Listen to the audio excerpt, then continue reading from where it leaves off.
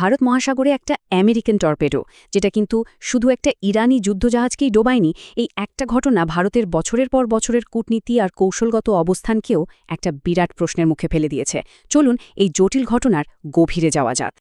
ভাবুন তো, মার্কিন প্রতিরক্ষা সচিবের মুখ থেকে আসা এই কয়েকটা ঠান্ডা সরাসরি শব্দ, আর সাথে সাথেই একটা দূরের যুদ্ধ যেন একেবারে ভারতের দোরগোড়া এসে হাজির হল। এই ঘোষণাটাতেই হামলার ভয়াবহতা একদম স্পষ্ট হয়ে গিয়েছিল। তো চলুন সবার আগে দেখে নেওয়া যাক ঠিক কী ঘটেছিল সেদিন শ্রীলঙ্কার উপকূলের কাছে। ঘটনাটা কিন্তু কোনো সাধারণ ঘটনা না। দ্বিতীয় বিশ্বযুদ্ধের পর প্রথমবার মার্কিন নৌবাহিনী টর্পিডো ব্যবহার করে কোনো শত্রু যুদ্ধজাহাজ ডোবাল। আর এই ঐতিহাসিক ঘটনাটা ঘটল কোথায়? আমাদের একেবারে কাছে, ভারতের সামুদ্রিক উঠোনে। সবচেয়ে অবাক করার মতো ব্যাপার কি জানেন? ঘটনাগুলো কত দ্রুত ঘটে গেল। মাত্র কয়েকদিনের ব্যবধানে একটা কূটনৈতিক সফর কিভাবে এমন একটা মর্মান্তিক পরিণতির দিকে গড়াল। মানে বিশাখাপত্তনম বন্দর ছাড়ার ১ সপ্তাহ হয়নি, তার মধ্যেই জাহাজটা ভারত মহাসাগরের গভীরে তলিয়ে গেল। এই হামলার মানবিক ক্ষতিটা ছিল অসম্ভব। ৮০ জনেরও বেশি নাবিক মারা যান, আর প্রাথমিকভাবে খবর আসে যে ১০০ জনেরও বেশি নিখোঁজ। এই প্রত্যেকটা সংখ্যা আসলে এক একটা অসমাপ্ত গল্প, যা এই ভূ-রাজনৈতিক খেলার নির্মমতাকে বারবার মনে করিয়ে দেয়। কিন্তু এই ঘটনার আসল ধাক্কাটা বুঝতে হলে আমাদের মাত্র কয়েকটা দিন পিছনে ফিরে যেতে হবে। দেখতে হবে ভারতের একজন অতিথি কিভাবে মুহূর্তের মধ্যে শত্রুর টার্গেটে পরিণত হয়ে গেল। অবিশ্বাস্য হলেও এটাই সত্যি। ডুবে যাওয়ার মাত্র কয়েকদিন আগেই আইরিস ডিনাকে ঘিরে ছিল একটা উৎসবের মেজাজ। ভারতের নৌমহড়ায় এটা ছিল বন্ধুত্বের প্রতীক। দুই দেশের নাবিকরা একসাথে কুচকাওয়াজ করেছে, সেলফি তুলেছে, সব মিলিয়ে একদম অন্যরকম একটা পরিবেশ ছিল। তো স্বাভাবিকভাবেই ইরানের প্রতিক্রিয়া ছিল তীব্র ক্ষোভের।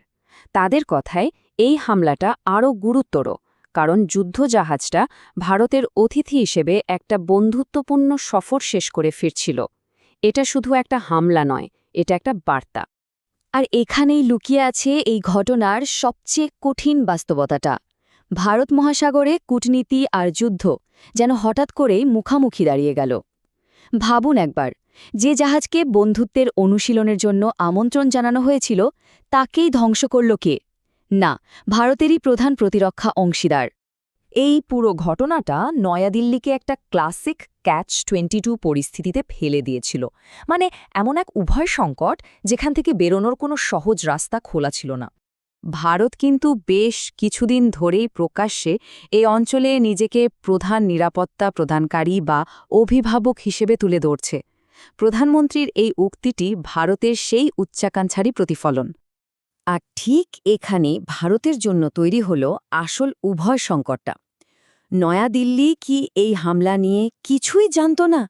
মানে অন্ধকারে ছিল, নাকি তারা সবটা জেনেও চুপ ছিল? দুটো সম্ভাবনাই কিন্তু ভারতের জন্য সমানভাবে অস্বস্তিকর। দেখুন, যে কোনো উত্তরই ভারতের জন্য একটা কৌশলগত বিড়ম্বনা। যদি ভারত না জেনে থাকে, তাহলে প্রশ্ন ওঠে আমেরিকার সাথে তাদের পার্টনারশিপটা ঠিক কতটা গভীর। আর যদি তারা জেনে শুনেই চুপ থেকে থাকে, তাহলে তাদের নিরপেক্ষতার দাবিটাই তো প্রশ্নের মুখে পড়ে যায়। এই হামলার পর নয়াদিল্লি থেকে যে প্রতিক্রিয়াগুলো এলো, সেগুলো ছিল অত্যন্ত সতর্ক আর মাপা। দেখেই বোঝা যাচ্ছিল তারা খুব সাবধানে পা ফেলছে। ভারতের প্রতিক্রিয়া ছিল দেখার মতো। প্রথমে ২৪ ঘণ্টারও বেশি সময় ধরে একেবারে চুপ, তারপর ধীরে ধীরে আনুষ্ঠানিক পদক্ষেপ, এক এক করে বিবৃতি, ফোন কল, শোক বইতে সই। প্রত্যেকটা পদক্ষেপে ছিল খুব হিসেব করে নেওয়া, যেন তারা একটা সূক্ষ্ম কূটনীতিক দড়ির ওপর দিয়ে হাঁটছে। পরিস্থিতি আরও জটিল হয়ে ওঠে যখন সমালোচকরা জেনেভা কনভেনশনের কথা মনে করিয়ে দেন। কারণ যুদ্ধেরও তো কিছু নিয়মকানুন থাকে, তাই না? ডুবন্ত জাহাজের নাবিকদের সাহায্য না করে মার্কিন সাবমারিনটির ওভাবে এলাকা ছেড়ে চলে যাওয়াটা ছিল সেই নিয়মেরই একটা গুরুতর লঙ্ঘন। এই একটা ঘটনার প্রভাব কিন্তু শুধু তাৎক্ষণিক ছিল না। চলুন এবার একটু বড় ছবিটা দেখি। কিভাবে এই ঘটনা ভারত মহাসাগরের ভূ-রাজনৈতিক সমীকরণকে দীর্ঘমেয়াদে বদলে দেওয়ার ক্ষমতা রাখে। এই সংকটের একদম কেন্দ্রে রয়েছে লেমোয়ার মতো কিছু ফাউন্ডেশনাল প্রতিরক্ষা চুক্তি। সহজ ভাষায় বলতে গেলে এই চুক্তিগুলো অনেকটা একটা মিলিটারি ক্রেডিট কার্ডের মতো। এর মাধ্যমে ভারত ও মার্কিন সেনাবাহিনী একে অপরের সামরিক ঘাঁটি আর সরঞ্জাম ব্যবহারের সুযোগ পায়। আর এই চুক্তিগুলো থেকেই একটা ভয়ানক প্রশ্ন উঠে আসছে।